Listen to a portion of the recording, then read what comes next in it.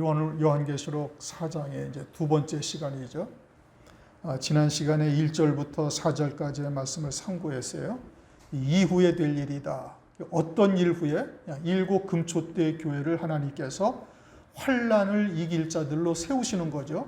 흰 옷 입은 자가 되어지고, 그래서 둘째 사망의 해를 받지 아니하고, 그리고 이제 흰 옷을 입고 나와 함께 다니는 자까지 하나님께서 세우시는 역사가 이제 일곱 금초대 교회를 통해서 우리에게 나타내신 거예요. 그런 후에 이제 일곱 인 나팔 대접 이제 이것을 떼는 역사가 이제 5장부터 있는데, 그 이전에 이제 4장을 통해서 이 일곱 인 나팔 대접을 통해서 이루실 하나님의 구원의 뜻이 무엇이냐? 그것은 금면류관 쓴 24장로를 말씀하고 있고, 이 금면류관 쓴 24장로들과 함께 이제 네 생물이 등장을 하는데, 이 네 생물을 통해서 이제 그와 같은 구원의 역사를 환난 날에 이루실 것을 말씀하고 있다. 이것이 이제 4장 1절부터 4절까지의 내용이에요. 그래서 24장로들, 보좌에 앉은 흰옷을 입고 금면류관을 쓴 24장로들, 이들에 대해서 이들이 어떠한 과정을 거쳐서 나오는가를 우리가 이제 지난 시간에 상고를 했고, 이제 그러면서 이제 하나님의 말씀의 초점이 하나님의 보좌와 이제 네 생물로 옮겨져 가는 겁니다. 5절, 보좌로부터 번개와 음성과 뇌성이 나고, 하나님의 보좌로부터 번개와 음성과 뇌성이 난다. 그럼 뭐 하나님의 보좌가 막 어마어마하게 막 시끌벅적하고 막 천둥을 치고 번쩍번쩍하고 이렇게 요란한 곳이라는 뜻이냐? 그런 의미가 아니다 이겁니다. 그런 의미가 아니고, 하나님의 보좌, 하나님의 보좌는 하나님의 나라도 하나님의 보좌가 있죠. 또 하나님의 나라가 어디에 있어요? 우리의 심령 속에도 있는 거예요.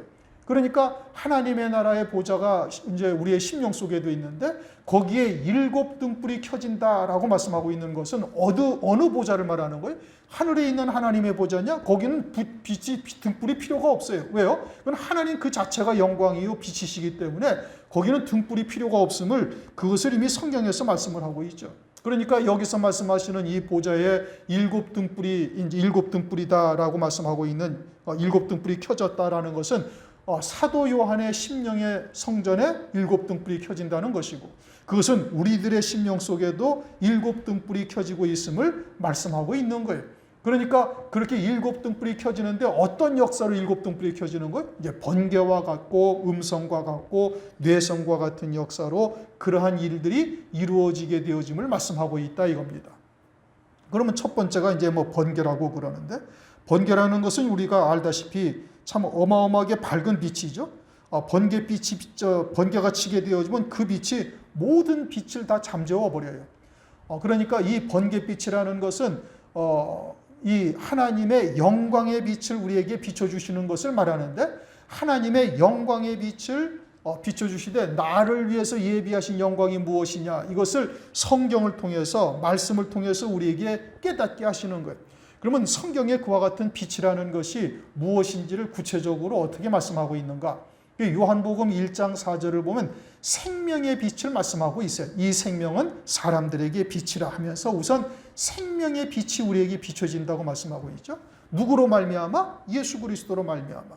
그리고서는 요한복음 1장 9절을 보면 참 빛이 세상에 오셨다라고 말씀하고 있어요. 참 빛이 누구예요? 예수 그리스도예요. 그러니까 이 예수 그리스도가 생명의 빛으로부터 시작을 해가지고 참 빛으로 우리를 이끌어 가시는 역사가 있음을 말씀하고 있는데, 고린도후서 4장 6절을 보면 예수 그리스도의 얼굴에 나타난 하나님의 영광을 아는 빛을 우리 마음에 비추셨다라고 말씀하고 있어요.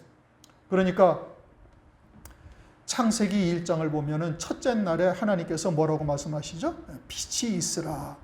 그 빛이 어떤 빛이에요? 그게 생명의 빛인 거예요. 아니, 태양은 넷째 날에 하나님께서 지으시는데 그때 무슨 빛이 있어요? 그것은 영적인 의미를 두고 하시는 말씀인 거예요. 그런데 이제 이것을 아주 논리적으로 또는 뭐 과학적으로 풀어가려고 뭐 온갖 이야기들을 하는데, 그것은 아주 지극히 성경을 잘 못 보고 있는 거예요. 그것은 사람이 이성으로 성경을 보려고 하기 때문에 문제가 생기는 거예요. 성령 안에서 하나님께서 말씀하시는 참 뜻은 영생에 관한 것이거든요. 그러니까 첫날에 빛이 있으라 하시는 어떤 빛, 그 빛은 어떤 빛이? 생명의 빛을 말하는 거예요. 또 참 빛을 말하는 거예요. 더 나아가서는 구체적으로 예수 그리스도의 얼굴에 나타난 하나님의 영광의 빛을 말하는 거예요.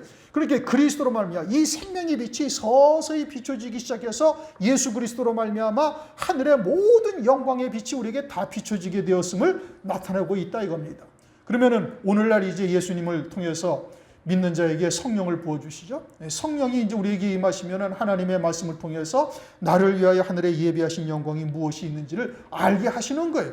오늘날 우리를 위해서 예비하신 영광이 뭐예요? 이 첫째 부활의 영광이죠.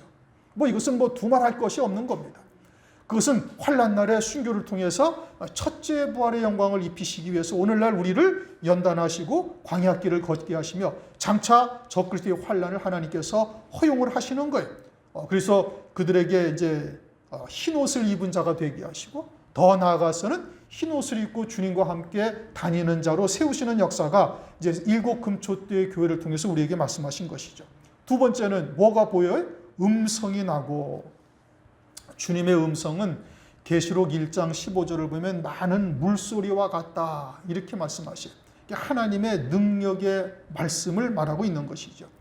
그러니까 하나님의 이와 같은 영광의 복음, 하늘 위에 영원한 영광을 예비하신 하나님의 사랑을 우리가 깨닫게 되어지면은 세상의 영광된 것 이것을 아주 가차없이 다 버릴 수가 있게 되어지는 거예요. 이제 그러한 하나님의 말씀을 통해서 우리로 하여금 믿음으로 받을 수 있게 하시고 살아갈 수 있도록 은총을 베풀어 주시는 것이죠. 말씀을 믿는 믿음으로 산다는 것은 믿음의 조상인 아브라함을 통해서 우리에게 아주 극명하게 보여주셨죠. 모리아산에서 제물로 드리라 하신 하나님의 말씀에 즉각 순종하는 아브라함을 통해서 이 하나님의 말씀에 이끌리는 삶이 무엇이냐를 우리에게 보여주신 겁니다. 그렇게 하나님의 말씀이 우리에게 하나님의 음성으로 우리에게 들리게 되어지면 우리의 이성, 감정 또는 어떤 세상의 논리 이런 것들을 다 버리게 하시고 하나님의 말씀에 이끌림 받는 자가 되는 거예요. 그래서 사도행전 18장 5절을 보면 사도 바울이 말씀에 이끌려 나사렛 예수가 그리스도이신 것을 유대인들에게 증거하였다. 어떻게 해서 말씀에 이끌림을 받았다 이겁니다. 사도 바울은 예수 그리스도를 아는 지식 외에는 모든 것을 다 뭐로 여긴다고 그래? 배설물로 여긴다 이겁니다. 그게 예수 그리스도를 아는 지식이 가장 내게 생명이요 빛이요 모든 것이 되어 있다는 거예요. 다른 말로 하면 하나님의 말씀을 믿는 믿음으로만 산다 이겁니다. 그것이 말씀에 붙들린 자요. 그것이 첫 하늘에서 나는 음성을 들은 자가 되어지는 겁니다. 그 다음 뇌성이 난다. 이거는 욥기서 26장 14절을 보면 큰 능력의 우레라고 말씀하시면서 하나님의 말씀이 능력이 있음을 말씀하시는 거예요. 히브리서 1장 3절에도 능력의 말씀으로 만물을 붙드시고 모든 만물을 지금 누가 주관하고 계시는 거예요? 하나님이 주관하고 계시는 거예요. 그 가운데 허용된 범위 안에서 마귀에게 공중권세 잡은 자에게 허용된 범위 안에서 허용하실 뿐이지 그러니까 우리의 머리카락 한 올 한 올까지 다 세신받으셨다라고 말씀하고 있잖아요. 그러니 하나님의 허용하심이 없이는 하나님의 택한 자녀들에게는 그 어떠한 일도 일어날 수가 없는 것이고 그 하나님의 말씀은 능력의 말씀이 되는 거예요. 에베소서 1장 17절 이하 22절까지를 쭉 보시면은 하나님께서 우리에게 지혜와 계시의 영을 주셔가지고 마음의 눈이 밝혀져서 하늘에 예비하신 영광이 어떠한지를 보게 하시고 믿는 자에게 이루시는 능력이 어떠한지를 예수 그리스도를 통해서 우리에게 나타내셨다라고 말씀하고 있어요. 그리고 예수 그리스도를 죽은 자 가운데서 살리시고 하나님 보좌 우편에 앉히시며 그리고 모든 이름을 예수의 이름 앞에 다 무릎 꿇게 하셨다는 거예요. 누가? 하나님께서. 하나님께서 주님이 하나님의 말씀에 순종하시되 죽기까지 순종하시는 그 길을 우리에게 보여주시고 그와 같은 믿음으로 사는 자들에게 그렇게 이루시는 능력의 하나님이신 것을 말씀하고 있는 거예요. 그래서 그 17절 첫 절에 그렇게 말씀하시잖아요. 예수 그리스도의 하나님, 우리의 구주 예수 그리스도의 하나님이라고 말씀하시는 거예요. 그러니까 예수를 우리의 구주로 세우신 분이 누구시라는 거예요? 하나님이시다 이겁니다. 그러한 능력으로 하나님께서 우리에게 믿는 자에게 이루시는 역사가 있음을 말씀하고 있는 거예요. 그러니까 그것이 어디로부터 나온다? 보좌로부터 번개와 음성과 뇌성이 나고 있다. 그러니까 환난 날에 이루실 하나님의 구원의 세계를 하나님이 주권적인 역사로 이루시는 것이니 염려할 것이 없다 이겁니다. 적그리스도는 세상의 모든 패권을 가지고 그 권세가 영원무궁할 것처럼 보이지만 실상은 딱 한계점이 있는 것이죠. 7년 동안 하나님이 정하신 범위 안에서만 역사하는 존재인 거예요. 그러니까 전혀 두려워할 것이 없고 오히려 하나님의 자녀들로 순교케 하셔서 첫째 부활의 영광에 이르게 하시는 그러한 하나님의 역사를 이루시기 위함이다. 그래서 뇌성이 나고 보좌 앞에 7등불 켠 것이 있으니 이는 하나님의 7영이다. 이제 7영이라는 말씀이 등장을 하는데 이게 성령이죠. 그런데 그 7영이 7등불이다 이렇게 말씀하고 있어요. 보좌 앞에 7등불을 켰다.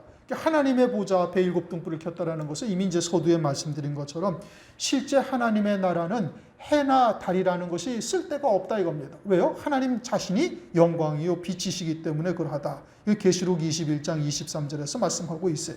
그러니까 이 보좌 앞에 등불을 켰다라는 것은 사도 요한의 심령 속에 있는 하나님의 나라, 그 보좌 앞에 등불을 켰다라는 뜻이고, 그것은 곧 우리들의 심령 속에도 이와 같이 등불이 켜짐을 말씀하고 있는 거예요. 그러니까 하나님의 나라에서 이루시는 구원의 세계를 창세 이전부터 주의 재림 이후까지, 또 재림 이후 천년왕국의 이후까지 이제는 요한계시록의 말씀을 통해서 흔히 다 볼 수 있게 하시는 거예요. 그 순서를 따라서 다 보게 하시는 것이죠. 뭐 이사야서 같은 경우에는 느닷없이 새하늘 새 땅을 말씀하시잖아요. 그런데 이제 요한계시록에서는 재림 전에 7년 환란이 있고 환란 후에 주님이 재림하시며 재림하신 이후에 1000년 동안 그리스도께서 만왕의 왕으로 다스리시고 그 1000년 왕국이 끝나면 잠깐 마귀를 풀어놓아서 미혹하는 역사가 있고 그러고서 나서는 그들을 갖다가 대적하는 자들을 다 진멸하실 뿐 아니라 이제 백보자의 심판이 있는데 그때는 하늘과 땅이 간데가 없더라. 그러면서 이제 영원 무궁세계로 들어가는 것이 나타나요. 그러니까 이 세상이 언제로부터 어떻게 시작되었고 무엇을 지금 이루어가고 계시고 앞으로 이루어질 일까지 성경을 통해서 다 보게 하시는 거예요. 그게 뭐예요? 이게 7등불이 켜진 것이다 이겁니다. 그리고 그것을 믿음으로 받는 자여야만 7등불이 켜진 거예요. 들어도 믿지 아니하면 그 등불이 켜지지 아니한 겁니다. 그러니까 등불이 켜지지 아니하면 그것을 볼 수가 있어요? 없어요? 없어요. 그러니까 믿음으로 가는 거예요. 그전에도 말씀드린 것처럼 복음은 믿고 아는 것이고 진리는 알고 믿는 거예요. 그러니까 하나님의 말씀이 아주 조직적으로 구체적으로 아주 톱니바퀴가 맞아 들어가듯이 정확하게 맞아 들어가는 것을 우리가 요한계시록의 말씀을 통해서 알 수 있잖아요. 그것이 7등불이 켜져야 그와 같이 하나님의 말씀이 아주 세밀하게 기록되어져 있다는 것을 정확하게 알 수가 있다 이겁니다. 그러니 등불이 하나가 켜지면 그건 그만큼만 밝아진 거예요. 7등불이 켜지면 그건 7개가 켜졌다는 것이 아니라 완전하다 이겁니다. 그러니까 창세 이전부터 영의 세계부터 우리의 생명의 시작부터 그리고는 주의 재림과 재림 이후까지 그 모든 세계를 다 볼 수 있다 이겁니다. 어떻게? 7등불이 켜지면 그것을 다 볼 수 있는 거예요. 그러니 하나님이 이루시는 구원의 세계를 완전하게 다 볼 수 있는 거예요. 그렇게 해서 나를 위해서 예비하신 영광까지 깨닫고 믿음으로 받은 자가 되어지면 스데반 집사처럼 죽임을 당하는 자리에서도 전혀 두려워하거나 또는 돌로 치는 자들을 원망하거나 증오하지 아니하고 오히려 그들을 위해서 불쌍히 여기며 그 하나님께서 이루시는 구원의 역사를 그대로 맞이하게 되어진다 이겁니다. 어둠에 잡히지 아니하는 자가 되는 것이죠. 그러니까 7영이라는 것이 성령 시대 최초의 순교자를 통해서 우리에게 말씀하시고 있는 거예요. 7단계로 충만하게 하신다 이겁니다. 그것이 이제 7영, 7등불 이 역사를 말씀하고 있는 것이죠. 그러면 이제 성령을 누가 부어주시는가? 그건 예수 그리스도께서 부어주시는 거예요. 요한복음 14장 16절 내가 아버지께 구하겠으니 그가 또 다른 보혜사를 너희에게 주사 영원토록 너희와 함께 있게 하시리니. 사도행전 2장 38절 베드로가 가로되 너희가 회개하여 각각 예수 그리스도의 이름으로 세례를 받고 죄 사함을 얻으라. 그리하면 성령을 선물로 받으리니. 그러니까 성령은 누구에게 부어주시냐? 예수를 그리스도로 영접한 자에게 성령을 부어주시는 거예요. 성령이 임하셔야 이제 온전히 하나님께서 이루시는 구원의 세계를 들여다 볼 수가 있게 되어지는 것이죠. 7 등불 또는 7 눈, 7 능력으로 하나님께서 이루시는 구원의 세계에 참여하는 자가 되어지는 거예요. 그리고는 이제 사도행전 2장을 보면은 오순절날 마가의 다락방에 이제 성령이 처음으로 임하시죠. 그때 오순절날 마가의 다락방에 있던 120명의 성도들이 성령의 충만함을 받았다라고 이제 사도행전 2장에 말씀하셔요. 사도행전 2장에 성령의 충만함을 받았다라는 것이 무슨 충만을 받았다는 것이냐? 그것은 예수로 충만함을 받았다 이 뜻인 겁니다. 예수로 충만함을 받아요. 왜요? 예수님이 부어주신 성령으로 충만함을 입었으니 그것은 곧 누구로 충만함을 입은 것이냐? 예수로 충만함을 입은 거예요. 그것을 사도행전 6장 5절에 믿음으로 충만함을 받았다. 그 사도행전 6장 5절 또는 6장 8절, 6장 10절, 사도행전 7장 55절에 7단계로 충만케 하시는 역사 가운데 최초가 뭐예요? 믿음으로 충만, 믿음과 성령이 충만한 자 스데반과 7 집사를 그렇게 안수를 해서 집사로 세우잖아요. 그러니까 첫 번째 충만함이 무슨 충만이? 믿음으로 충만한 거예요. 그러면 믿음으로 충만하다는 게 뭐냐? 그럼 막연하잖아요. 그런데 그것이 무엇을 말하는 거예요? 예수로만 충만한 거예요. 그럼 예수로만 충만하다는 것이 뭐냐? 그것은 요한복음 16장 28절을 보면은 내가 아버지께로 나와서 세상에 왔고 다시 세상을 떠나 아버지께로 가노라. 여러 차례 말씀드린 것처럼 주님은 이 말씀을 굳이 하실 이유가 없으셔요. 왜요? 주님은 하나님이시니까 아버지께로부터 영원히 살아계신 하나님이시니 아버지께로부터 이 땅에 오셨다가 아버지의 뜻을 이루시고 다시 아버지께로 가시는 것은 당연한 일이거든요. 그런데 이 말씀을 성경에 기록하신 이유는 뭐냐? 그럼 예수를 그리스도로 믿는 자들도 이와 같이 아버지께로부터 세상에 왔고 다시 세상을 떠나 아버지께로 가는 존재라는 것을 우리에게 깨닫게 하시기 위함인 거예요. 이제 거기에는 여러 가지가 있죠. 그러면 하늘에 있을 때는 우리가 어떠한 존재로 있었는가? 이것을 이제 성경에서 구체적으로 말씀하시는 거예요. 생명으로 낳으셨고 하나님의 정하신 때에 육체를 입혀 이 땅에 보내시는데 그것이 성경적 근거가 어디 있어요? 이제 욥기서 38장 7절에도 말씀을 하고 있고 갈라디아서 4장 6절에도 너희가 아들인 고로 아들의 영을 너희 마음에 부어주사 아버지라 부르게 하신다. 예수를 믿음으로 아들이 된 것이 아니라 본래부터가 아들이기 때문에 그래서 자기 백성들이 있음을 말씀하고 있죠. 그리고는 더 거슬러 올라가면은 이제 창세기 3장의 가족옷의 구원, 이제 멜기세덱까지 이르게 되어지고 이제 이와 같은 모든 것들이 무엇을 위함이에요? 내가 아버지께로 나와서 세상에 왔고 다시 세상을 떠나 아버지께로 한다? 그것은 주님을 말하는 것이 아니라 우리를 말하는 거예요. 그러니까 예수로 충만하게 되어지면 내 존재가 말씀을 통해서 나의 시작이 어디서부터 시작이 되었고 왜 지금 이 땅에 살고 있으며 내가 가야 할 본향에 나를 위해서 예비하신 영광이 무엇이냐 이것까지도 성령을 통해서 정확하게 알게 되어지고 그러한 하나님의 사랑을 깨닫게 되어지니 전혀 두려움이 없어지는 거예요. 그러니 내가 아버지께로부터 세상에 왔고 다시 세상을 떠나 아버지께로 가는 존재라는 것을 깨닫게 되어지면은 이것은 마귀가 역사할 틈이 없어지는 거예요. 에베소서 2장 6절을 보면 그리스도 예수와 함께 하늘에 앉히셨으니 이미 앉아 있잖아요. 그러니까 육체는 나는 여기 있지만 내 영은 이미 아버지 주님과 함께 하나님 나라에 앉아 있는 존재인 거예요. 이 영의 세계죠. 그러니 그와 같은 믿음으로 우리가 산다면은 이제는 지옥의 염려나 기타 등등 여러 가지에 대해서 전혀 불안해할 필요가 없는 거예요. 그죠? 하시라도 하나님의 은혜의 보좌 앞에 담대히 나와서 하나님의 은혜를 구할 수 있는 아들의 영으로 우리가 살고 있음을 깨닫게 하시는 것이죠. 이게 믿음으로 충만한 거예요. 그게 예수로 충만한 거예요. 그 다음에는 뭐로 충만해? 성령으로 충만하다. 성령은 사도행전 2장을 보면 하늘로부터 급하고 강한 바람이 임하였다. 그렇게 말씀하죠. 하늘로부터 임하신 성령은 우리로 하여금 온전히 하늘에 속한 자로만 살게 하시는 거예요. 세상과 나를 십자가에 못 박고 그리스도 안에 영원한 생명으로만 사는 자로 우리를 이끌어 가신다 이겁니다. 그러니까 세상은 내게 대하여 관계할 것이 없는 자가 되어지는 거예요. 그게 성령의 충만한 거예요. 사도 바울은 세상은 내게 대하여 십자가에 못 박혔고 나도 세상에 대하여 그러하다라고 고백을 하고 있잖아요. 이게 두 번째로 성령의 충만한 단계가 된다 이겁니다. 그것이 이루어지지 아니하니까 광야교회와 같은 과정들을 우리에게 거치게 하시는 거예요. 여러 가지 연단, 시험, 저울에 달아보시는 역사, 이런 것들이 우리에게 계속 있다 이겁니다. 그러니까 영적으로 민감하고 하나님의 말씀에 붙들려 사는 자가 되어주면 이건 아주 쉽게 깨닫습니다, 여러분.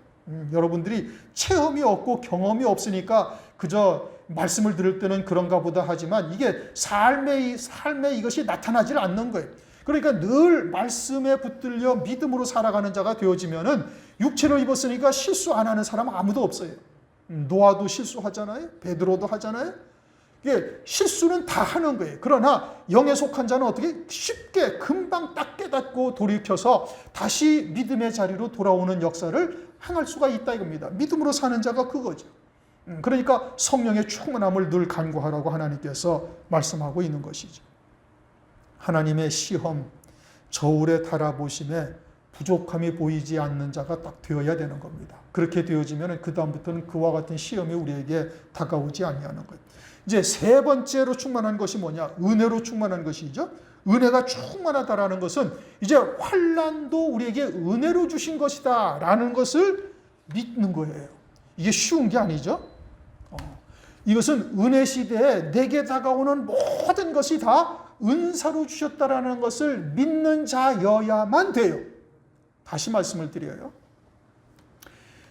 로마서 8장 32절인가 보면은 그렇게 말씀하잖아요. 자기 아들을 아끼지 아니하시고 우리를 위해서 내어주신 이가 모든 것을 우리에게 은사로 주시지 아니하겠느냐. 그러면 우리에게 다가오는 모든 일은 좋은 일만 있어요? 아니잖아요. 때로는 굳은 일, 고통스러운 일, 정말 가슴이 찢어지는 일이 한두 가지가 아니잖아요. 그런데 그것도 다 우리에게 무엇으로 주신 거예요? 떡으로 주셨다 이겁니다. 아버지가 아들이 떡을 달라는데 돌을 줄 자가 있느냐? 전부 다 떡으로 주신 거예요. 그런데 우리가 믿음이 연약해가지고 그것을 떡으로 받지 못하고 돌로 받으니까 문제인 거예요. 그런데 하나님께서는 그 모든 것을 다 뭘로 주셨다는 거예요? 은사로. 그러니까 범사에 감사하라. 항상 기뻐하라. 그것이 안 되면은 내가 지금 하나님께서 나에게 가장 좋은 것으로 나에게 지금 은혜를 베풀어 주셨는데 그것을 돌로 받는 자가 되고 있는 거예요. 그러니까 마음을 바꿔서 어떻게 해야 돼? 내가 지금 육으로 살고 있구나. 육신이 내게 지금 훨씬 더 강하게 역사를 하고 있구나 깨닫고 발걸음을 자기의 중심을 무게추를 어디로 옮겨야 돼? 영으로 옮겨야 된다니까요. 그리고서 바라보면 그 모든 것이 내게 하나님께서 사랑으로 은사로 베푸신 것을 알 수가 있는 거예요. 이 과정을 은혜 시대에서 지나가야 환난 날이 이 환난이 내게 은사로 주셨다라는 것을 깨달을 수가 있다니까요. 그러지 아니하면 절대 환난을 내게 은혜로 받을 수가 없는 거예요. 왜 은혜로 주셨어요, 환난을? 첫째 부활의 영광을 입게 하시려고. 그러니까 우리는 지금 첫째 부활이라는 것을 다 알고는 있어요. 첫째 부활이 그런데 얼마나 어떠한 신앙의 자세에 이르러야 그 자리에 그것을 이길 수가 있는 것인지는 이건 감을 못 잡고 있으니까 우리에게 다가온 여러 가지 일들에게 때로는 낙심하고 원망하고 불평하고 또는 주저앉기도 하고 이러는 역사가 그게서 나타나는 거예요. 첫째 부활이라는 것은 순교자의 영광이죠. 순교자는 산 제사를 이 땅에서 드리다가 환난 날에 실제 산 제물로 바쳐지는 거예요. 그러면 이 땅에서 어떻게 살아야 돼? 산 제물로 살아야 되는 거예요. 그러니까 성경에서 로마서 11장에 도살할 양처럼 여김을 받았다 이겁니다. 누가? 주님이 오셔서. 그럼 우리도 어떠하다는 거예요? 우리도 도살할 양처럼 여김을 받아야 되는 거예요. 그러니까 옆에서 누가 팍 찔러도 그저 확 올라와더라도 어떻게 푹 눌러 참아야 되는 거예요. 인내해야 되는 거예요. 이게 되어지지 아니하면 절대 순교는 물 건너간 일입니다. 여러분 잘 새겨 들으셔야 돼. 그것을 위해서 여러 가지의 일들을 우리에게 주시는 거예요. 막 고통스럽기도 하고 또는 기쁜 일도 이루어진다. 거기에 취해가지고 육신으로 떨어지면 이것도 망하는 거죠. 그런 거에 흔들리지 않아야 돼. 그게 있어도 그만이고 없어도 그만으로 딱 마음의 중심이 자리에 잡혀 있어야 되는 것이지 있으니까 기뻐하고 하하호호 하다가 또 없어지고 또 상황이 나빠지면 축 쳐져가지고 그게 산제사 산제물이 아니죠. 그거는. 이 은혜로 충만하다. 여러분들 여기에 다 걸려 있어요 지금. 이거 빨리 벗어나셔야 되는 겁니다. 이 은혜로 충만하게 되어져야 환난 날에 그것을 내가 은혜로 그때 가면 할 수 있어. 천부당 만부당한 일인 겁니다. 지금도 못 받는데 그때 가서 막 육신의 한계점에 이르는 상황에 어떻게 그것을 받을 수가 있어요? 못 받는 거예요. 오늘날 은혜 시대에 이와 같은 과정을 거치면서 생수와 같은 말씀으로 위로가 되어지고 영진이가 오늘 못 나왔잖아요. 나는 그 얘기를 못 들었는데 사모한테 그런 얘기를 했대요. 충족이 되지를 않는다. 육으로 살고 있으니까 충족이 안 되는 거예요, 이게. 말씀으로 위로가 안 된다. 육으로 살고 있으니까 말씀으로 위로가 안 되는 거예요. 말씀은 어디에다가 지금 증거하고 계시는 거예요? 영에다가 증거하고 있는 거예요. 그러니까 영으로 들어야지. 내게 주시는 모든 환경을 영으로 받아야지. 그걸 육으로 받으니까 감사가 안 되고, 그리고는 여러 가지의 환경에 그냥 뿔뚝뿔뚝 지 승질이 그냥 그대로 나오고 이 모양이 되는 거예요. 산제사례가 되어야 되는 겁니다. 죽어야 되는 거예요. 정과 욕심을 십자가에 못 박고 내게 주시는 모든 것을 다 은사로 받을 수가 있어야 되는 거예요.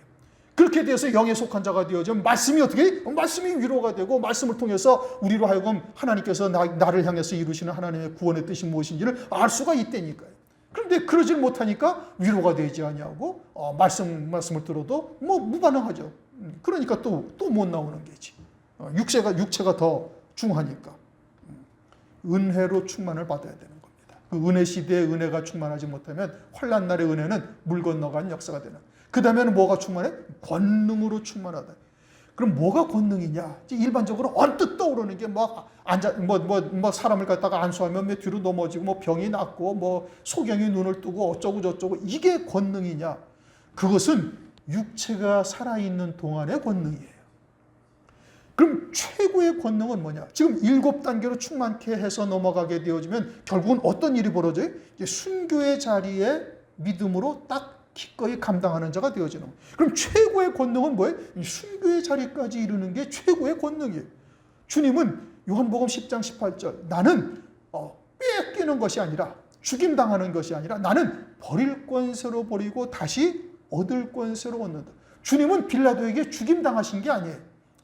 이 우리나라에서는 우리 교회에서는 하지 않지만 사도신경을 우리나라에서는 안 하면 이단이라고 그러잖아요. 제가 그 한기보에 다닐 때 사무총장이니까 이제 예배를 주관하거나 그러면은 옆에서 노인네들이 내가 노인네라고 그러니까 또 좀 이상하네. 노인네들이 이제 제가 사도신경을 안 해요. 사도신경 하시오. 사도신경을 안 하면은 마치 어마어마한 죄를 짓는 것으로 알아요.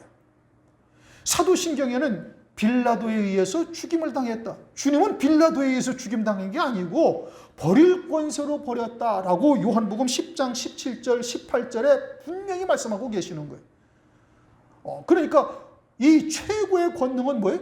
육신의 목숨을 버릴 권세로 버리는 것이 최고의 권능이에요. 그래서 은혜로 충만한 자가 되어져야 그 다음에 우리에게 다가오는 권능이에요. 소경이 눈을 뜨고 죽은 자가 살아나봤자 그것은 그 60, 70년, 70, 80년 그 기간만 그것이 살아있잖아요. 그런데 하나님의 말씀으로 살리시고 말씀으로 최고의 영광을 바라보고 세상의 것들 갖다가 다 버릴 수 있게 하시는 이 권능, 권세가 최고의 권세죠. 그래서 어떻게 다시 얻을 권세를 얻게 되어진다. 이게 참된 권능이에요. 우리가 참 권능이 무엇인지를 바르게 깨달아야 되는 것이죠. 두 증인이 철장 권세를 가지잖아요. 요한계시록 11장에. 철장 권세를 가지면서 자기를 대적하는 자들을 원하는 대로 재앙으로 물리치고 살릴 자들을 살리는 일을 하는 거예요. 이게 최고의 권능, 그 철장 권세죠. 그래서 이제 철장 권세라.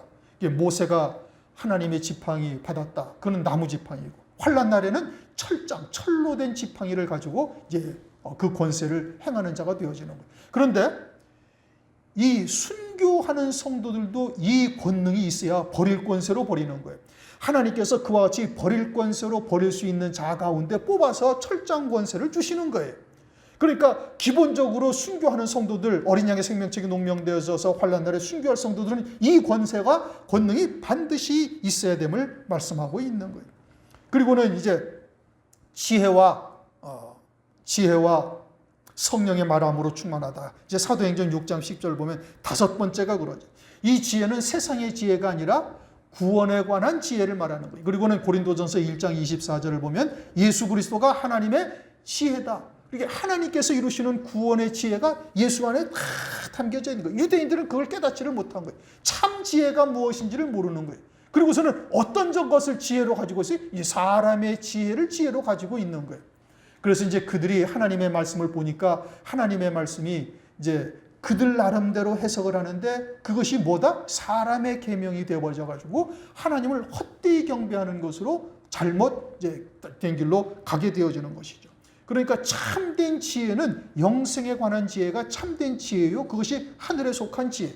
그런데 은혜 시대에는 그와 같이 예수 그리스도로 말미암는 그러한 이제 일반적인 지혜를 가지고도 살아갈 수가 있지만 환난 날에는 그것이 아닌 거예요. 왜요?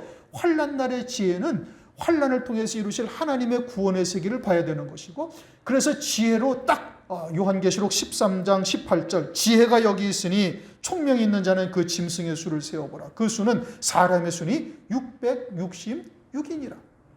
그러니까 짐승이 누군지를 딱 분별하게 하시는 거예요. 무엇을 통해서? 요한계시록의 말씀을 통해서. 요한계시록을 온전히 깨닫게 되어지면은 시대의 표적을 통해서 때가 어느 때인지를 알게 하시고 장차 나타날 적그리스도가 누군지를 알게 하시는 거예요. 거짓 선지자가 누구신지를 알게 하는 거예요. 짐승표 666표가 무엇인지를 분별하게 하셔서 그것을 절대 받지를 않게 하신다 이겁니다. 이게 말세의 지혜인 거예요. 그것은 요한계시록의 말씀을 깨닫는 자에게 하나님께서 주시는 것이죠. 그리고 나면은 그 다음에는 어떻게? 성령의 말하게 하심으로 충만함을 입죠. 그것을 요한계시록 19장 10절에서는 대언의 영이다. 이게 성령, 말을 하는데 성령으로 말씀을 하게 하시는 거예요. 그러니까 목사도 어떻게 해야 돼? 성령으로 말하게 하심을 따라 증거해야 되는 거예요. 요한복음 13장 34절 하나님의 보내신 이는 하나님의 말씀을 하나니 이는 하나님께서 성령을 한량없이 부어주심이라.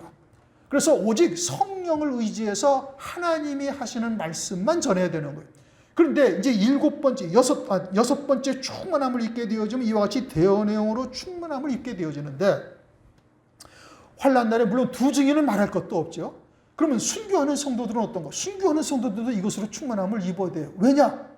환난 날에는 적그리스도가 이제 생사여탈권을 가지고 있습니다. 뭐 죽이는 권세가 있어서 큰 칼을 받았잖아요. 그리고 몇이든지 짐승표를 받지 아니하는 자는 몇이든지 죽인다. 요한계시록 13장 15절에서 말씀하고 있어요.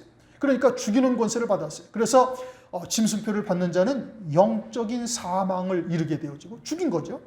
짐승표를 받지 아니하는 자는 육체를 죽이는 권세를 받는 거예요. 이게 큰 칼을 받은 거죠.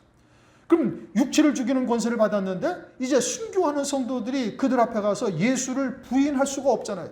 그런데 이와 같이 대언의 영으로 성령의 말하게 하심으로 충만함을 받지 못하면 그 앞에서 말을 할 수가 없는 거예요. 그러니까 성령이 충만함을 입어서 성령으로 말하게 하심을 따라 말해야 되는데, 예수님은 곧 재림하실 것이고 그분이 그리스도지 너는 그리스도가 아니다.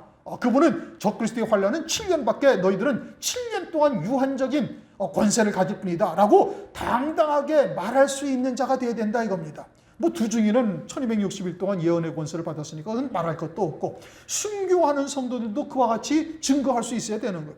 아울러서 오늘날도 여러분들 주위에 이와 같은 그리스도의 말씀, 생명의 빛을 발할 수 있어야 되는 겁니다. 그건 대언의 영으로 충만해야 증거할 수가 있는 거예요. 그러니까 부단히 하나님께 은혜를 구해야 되는 거예요. 누가복음 11장을 보면은 구하라 그러면 너에게 주실 것이요, 찾으라 그러면 찾을 것이요, 두드리라 그러면 문이 열리다. 그러면서 13절인가를 가면은 우리가 구해야 할 것이 뭐라고요? 이 성령을 주시리라. 너희 구하는 자에게 성령을 주시지 않겠느냐. 그러니까 늘 부단하게 우리가 성령의 충만함을 구하고 하나님의 말씀을 전할 수 있어야 되는 겁니다. 아이고 내가 어떻게 하나님의 말씀을 조리 있게 전할까? 아니요, 그렇게 생각하시면 절대 못해요. 지금부터 그렇게 하나님의 말씀을 전할 수가 있어야 환난 날에도 입이 떠져서 이야기를 할 수가 있는 거예요. 디모데전서, 디모데 후서를 보면은 그리스도 경건하게, 그리스도 예수 안에서 경건하게 살고자 하는 자는 핍박을 받으리라고 말씀하고 있잖아요. 그러면 경건하게 살고자 산다는 것이 뭐냐? 그거는 그냥 나 혼자만 꼭 속에다 이제 안에다 담아가지고 나만 그냥 믿음으로 살아가면 된다, 이게 아니고, 경건하게 산다라는 것은 나의 삶을 통해서 예수가 나타나줘야 되는 거예요. 그러면 어떻게? 그러면 당연히 핍박을 받게 되어지는 거예요. 진리가 드러나면 어둠의 권세는 당연히 핍박을 하게 되는 겁니다. 그런데 여러분들이 지금 아무런 핍박이나 또는 뭐 대적하는 자들이나 또는 뭐 이런 자들이 하나도 없다. 그건 내가 입을 열어서 저대로 전하지 아니했기 때문에 그러는 거예요. 그렇게 환난 날에도 내가 입을 열지 않으면 죽임 당하지 않아요. 그러나 이제는 환난 날에 첫째 부활의 영광이 이루기 위해서는 순교를 통해서 이루게 되는데, 그러기 위해서는 어떻게 돼? 하나님의 말씀을 전해야 되는 것이고, 나사렛 예수가 그리스도이시고 그분은 곧 재림하실 것을 말할 수 있어야 되는 거예요. 누구 앞에서? 생사여탈권을 진 적그리스도 앞에서, 짐승 앞에서 할 수 있어야 된다 이겁니다. 그러면 그것은 오늘날도 나의 삶을 통해서 나타나져야 그때 가서도 그것이 자연스럽게 나타나는 것이지, 지금은 못하는데 그때 가면 할 수 있느냐? 그게 아닌 거예요. 7명의 성령의 충만함을 오늘날도 계속 구하셔야 된다 이겁니다. 그리고 마지막으로 충만한 것이 뭐예요? 사도행전 7장 55절 하나님의 영광이 보이고 예수님이 벌떡 일어나신 것이 딱 스데반 집사에 보이는 거예요. 그러니까 그것은 나를 위해서 지금 예수님이 나를 저 자리로 인도하시는 역사라는 것을 스데반 집사가 보고서는 돌로 치는 유대인들을 도리어 불쌍히 여기고 그들을 위해서 기도하면서 그 돌에 맞아 죽는 큰 고통 가운데서도 도리어 하나님께 영광을 돌리게 되는 것이죠. 이것이 7영으로 충만함을 받은 것을 말씀하고 있는 거예요. 이와 같은 말씀이 그저 지식으로 들려서는 아니 돼요. 이제는 믿는 자가 되어져서 이것이 우리의 삶에 그대로 나타날 수 있어야 된다 이겁니다. 그리고는 6절 보좌 앞에 수정 같은 유리바다가 있고, 지금 7등불과 7영에 대해서 설명한 겁니다.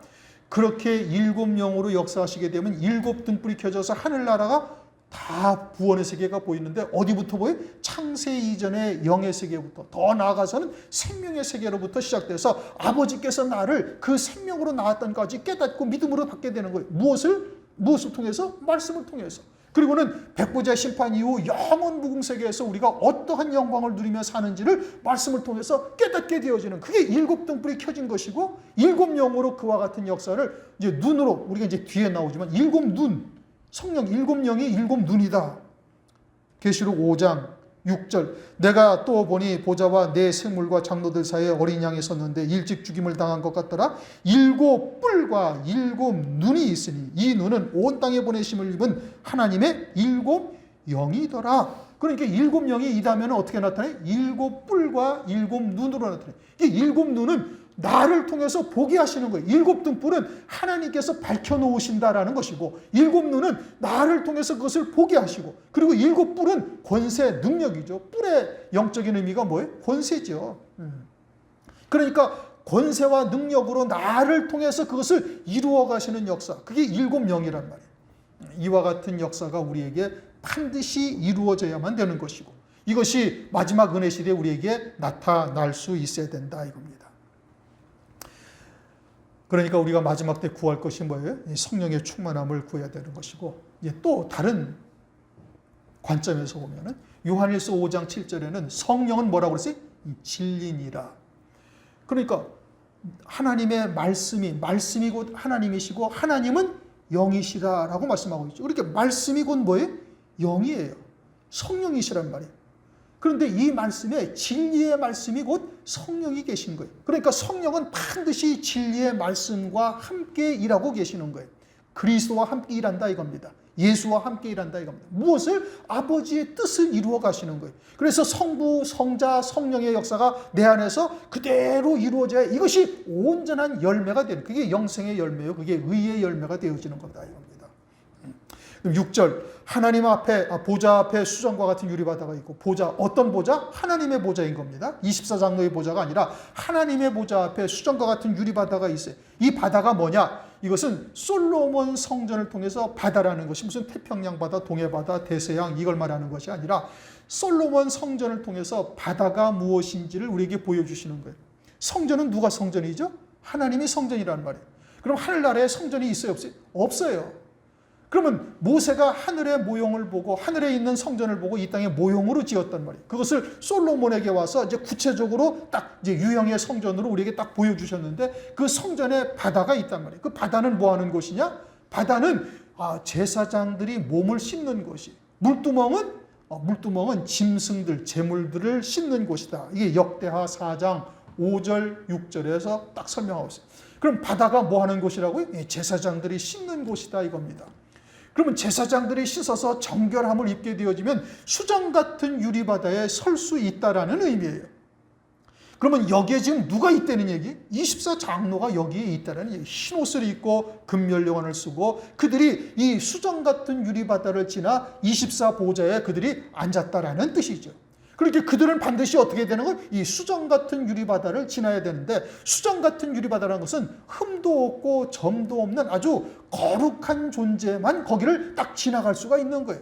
하나님 앞에 아주 흠도 없고 점도 없는 이와 같은 것이죠. 그런데 이제 그 바다를 이제 솔로몬 성전을 통해서 제사장들의 몸을 씻는 것이다라고 우리에게 이제 영적으로 교훈을 해주시는 거예요. 그러면 제사장들, 곧 이제 그리스도와 함께 첫째 부활의 영광을 입는 자들이 왕과 제사장으로서 다스리게 되잖아요. 이제 그들이 이와 같은 과정을 거쳐야 되는데, 그러면 겉사람인 육체는 예수 그리스도를 믿음으로 말미암아 눈과 같이 희어지는 거예요. 우리가 예수 그리스도의 보혈로 죄사함을 받고 믿음으로 사는 자가 되면 하나님은 우리를 보시기에 머리 꼭대기에서도 발끝까지 죄라고는 하나도 없는 자로 하나님께서 인정을 해주시는 거예요.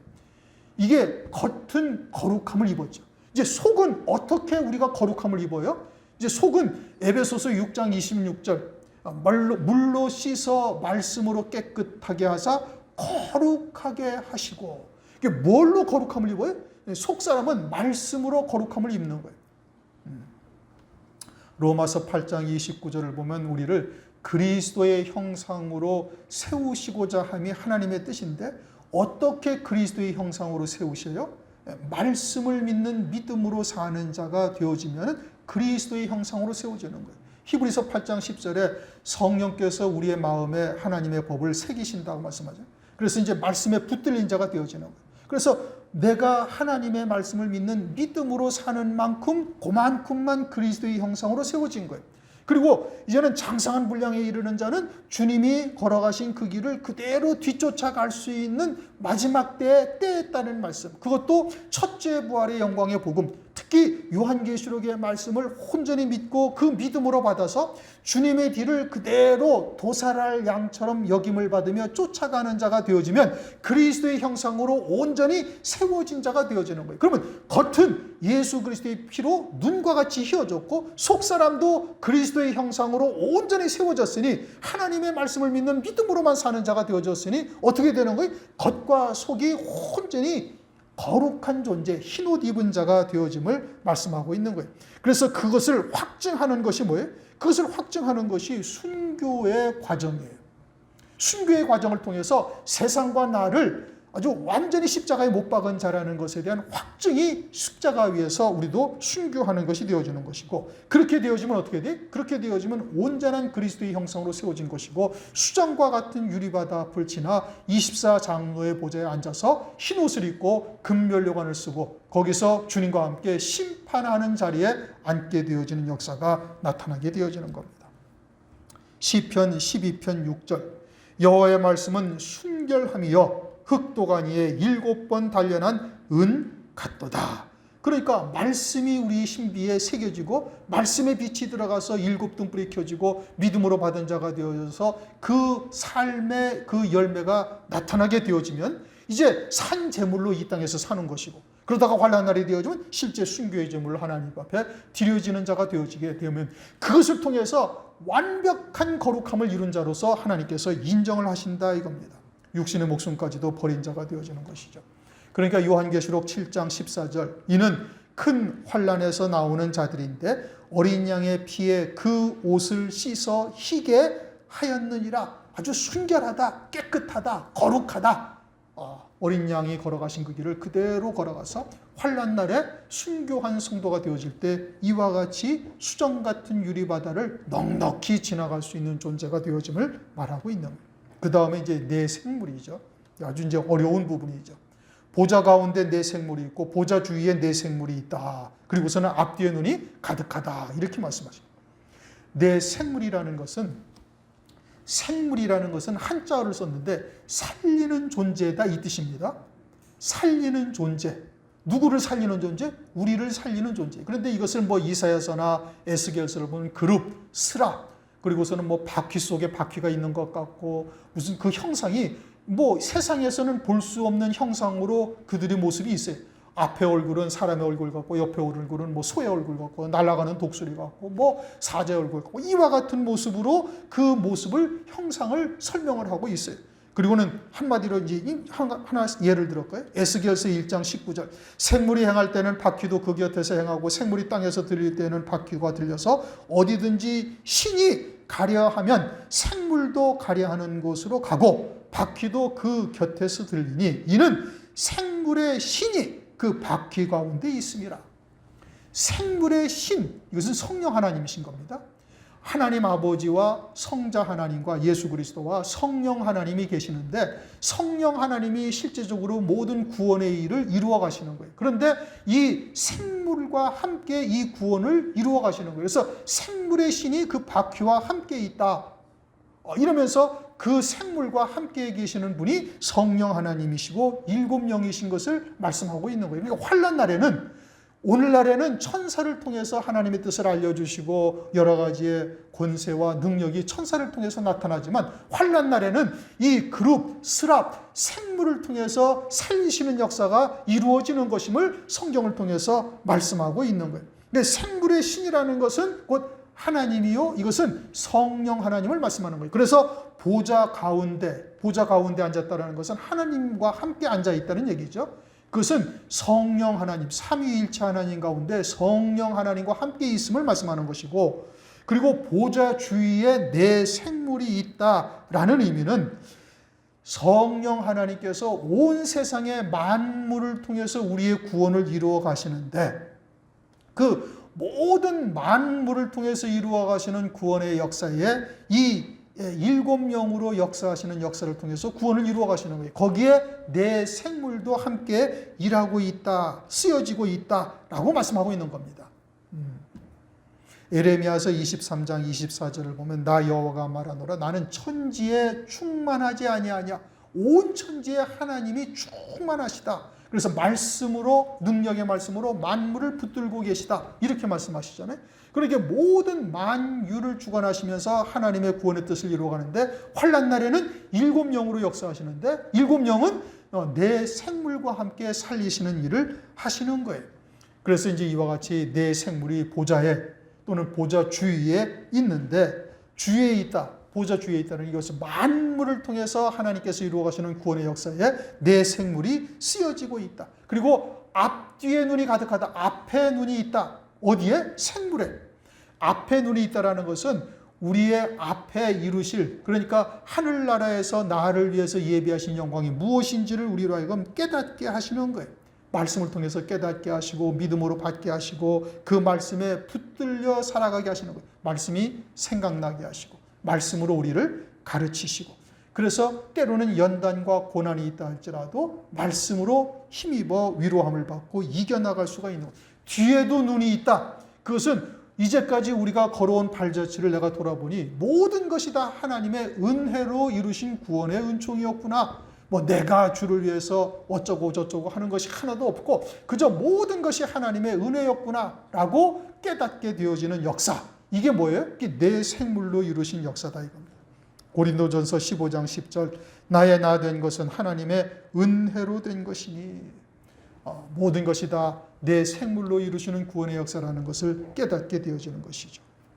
오늘은 요한계시록 4장 5절 6절 말씀인 겁니다. 내 생물이라는 것은 뭐 일곱 영도 마찬가지고 이것은 오늘날 하나님의 말씀을 해석을 하고 또는 뭐 주석이나 이런 곳에 어느 곳에서도 이렇게 해석을 해놓은 곳이 없어요. 우리가 이 마지막 때 하나님께서 우리에게 열어주신 하나님의 특별한 은혜다 이겁니다. 그리고 그것은 아주 정확한 하나님의 말씀의 근거에서 우리가 지금 깨닫게 하신 거예요. 스데반 집사를 통해서 일곱 영에 대해서 또 내 생물에 대해서도 역시 일곱 영으로 말미암아 이루신 역사인 것이고, 그러므로 이 마지막 때 우리에게 이러한 은총을 베푸신 하나님의 역사를 우리가 늘 깊이 묵상하고 감사하시고, 그리고 그에 합당한 믿음의 열매들, 일곱 영으로 충만함을 입어서 그에 따르는 믿음의 열매들이 우리의 삶 가운데 나타나시기를 주의 이름으로 축원합니다. 기도합니다. 하나님 아버지 감사합니다. 오늘도 저희들에게 요한계시록 4장 5절 6절의 말씀을 통해서 보좌로부터 번개와 음성과 내성이 나는 것이 오늘날 우리들에게 말씀을 통해서 이루어 가시는 구원의 역사요, 또 권능으로 이루실 것을 깨닫고 믿게 하심을 감사드리며, 또 7영과 7등불로 하늘나라에서 이루시는 구원의 세계를 창세 이전부터 재림 이후의 세계까지 다 볼 수 있게 하심을 또한 감사를 드립니다. 뿐만 아니라 이제 내 생물로 이루시는 구원의 역사를 통해서 이 마지막 환란의 때 이처럼 환란 가운데 능히 예수의 증거와 하나님의 말씀을 인하여 순교하기까지 승리할 수 있도록 은총을 베풀어 주실 것을 믿고 감사를 드립니다. 오늘날 은혜 시대에 우리의 삶 가운데 그러한 열매가 이제부터는 나타날 수 있도록 은혜 위에 은혜를 더하여 주시옵소서. 예수 그리스도의 이름으로 감사하며 기도드립니다.